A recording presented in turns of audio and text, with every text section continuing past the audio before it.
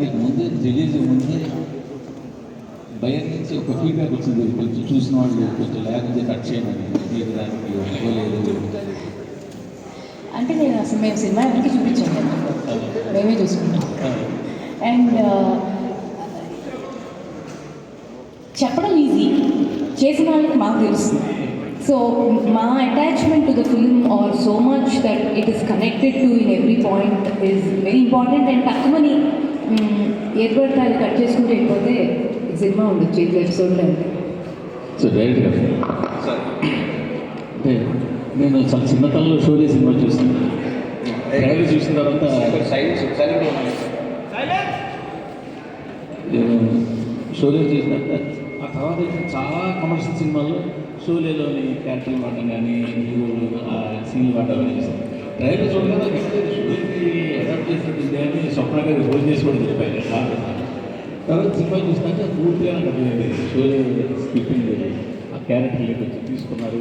చాలా ఇలాంటి ఒక దేశభక్తి సినిమాకి షోలేని అడాప్ట్ చేయడం అంటే అంటే ఏం చేస్తారండి, ఏదైనా కథ అనుకోని దాని సినిమా అనుకున్నప్పుడు ఒక డైరెక్టర్గా దానికి రిఫరెన్స్లు వెతుక్కుంటాం. ముందు అలాంటివి ఏమైనా ఉన్నాయా, అది కేవలం స్ట్రక్చర్ కోసం. సో అలా ఆలోచిస్తున్నప్పుడు షోలే మా చిన్నప్పుడు నేను పుట్టకముందే రిలీజ్ అయ్యాక దూరదర్శన్లో చూసి చాలా ఇంపాక్ట్ నా సినిమా.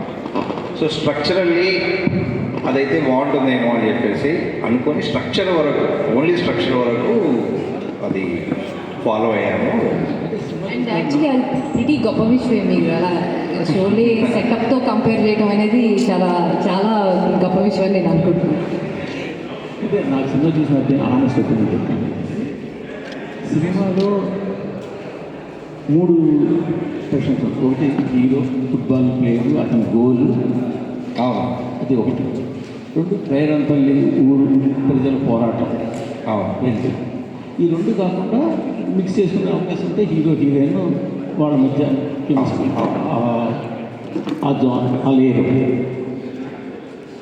కొంచెం ఈ 3 లేయర్లు ఉండడం వల్ల 3టికి పూర్తి న్యాయం మీరు చెయ్యలేకపోయేదేమో అని చిన్న అసంతృప్తి ఉంది. దాని మీరే అంటారు. ఒకటి అంటే మీరు అన్నది కరెక్టే. దాంట్లో 3 కథలు, ఒకటి బైరాన్పల్లి కథ, 2 హీరో కథ, 3 హీరో ఊర్లోకి వచ్చినాక హీరో జీవితంలో జరిగింది. సో కాకపోతే నేను మొదటి నుంచి అదే ఇంతకుముందు మీకు చెప్పాను కదా, స్వప్న గారికి నేను ఏదైతే కథ చెప్పానో మొదటి నుంచి నేను అనుకున్నది ఇది బైరాన్పల్లి కథ. సో దానికి మనం ఖచ్చితంగా స్టిక్ అయ్యి ఉంటాం. మధ్యలో మనకు అనిపిస్తుంది, అరే అమ్మాయి బాగుంది, అబ్బాయి బాగున్నాడు, ఇంకొకరు లవ్ సీన్ ఎక్స్ట్రా పెడదాం, మధ్యలో ఒక డ్యూట్ పెడదాం, చాలా ఈజీ అని పెట్టాడు. ఎందుకంటే సెకండ్ హాఫ్లో వీ హ్యావ్ దట్ స్పేస్. ఇద్దరు మధ్య వచ్చిన రొమాంటిక్ సీన్స్ పెట్టవచ్చు, ఒక చిన్న ఏదో సాంగ్ ఒకటి చేసుకోవచ్చు. కానీ ఏదైతే ముందు ఇది బైరాన్పల్లి కథ, బైరాన్పల్లి కథలోకి మైకిల్ అనే వ్యక్తి ప్రయాణం వచ్చి ఇక్కడ ఏమైంది అనేది.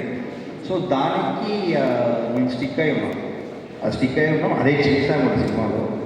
అందుకే నేను సినిమా చూసినప్పుడు ఈరోజు ఏమనిపిస్తుందంటే, జనరల్గా సాధారణ ప్రేక్షకులు ఉంటుంది, వాళ్ళు ఎక్స్పెక్ట్ చేసేది ఏముంటుంది అంటే టక్కన హీరో హీరోయిన్ ఉన్నప్పుడు, అంత మంచి పేరు ఉన్నప్పుడు ఇంకొక ఉంటే బాగుండేది, వాళ్ళ లవ్లో ఇంటెన్సిటీ కానీ ఉండొచ్చు.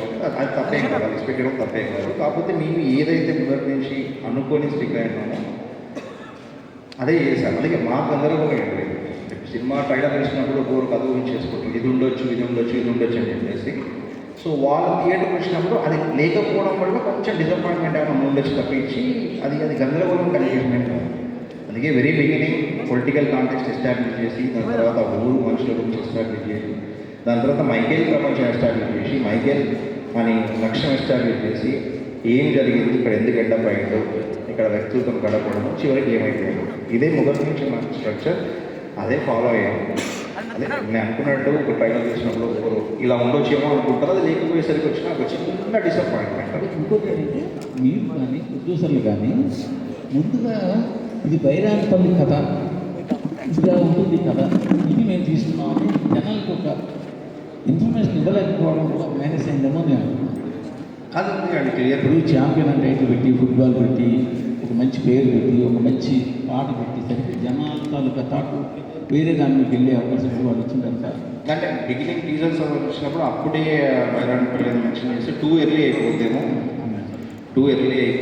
అందుకే ట్రైలర్కి వచ్చేసరికి మేము క్లియర్గా బైరాన్పల్లి కథ అని ట్రైలర్ వచ్చేసరికి ట్రైలర్లోనే క్లియర్గా చెప్పామండి బైరాన్పల్లి ఇది ఊరి కథ అని. అండ్ ప్రమోషన్ మెటీరియల్ కూడా బైరాన్పల్లి గురించి స్టార్ట్ చేసాం. But thing is it is all the first day అండి.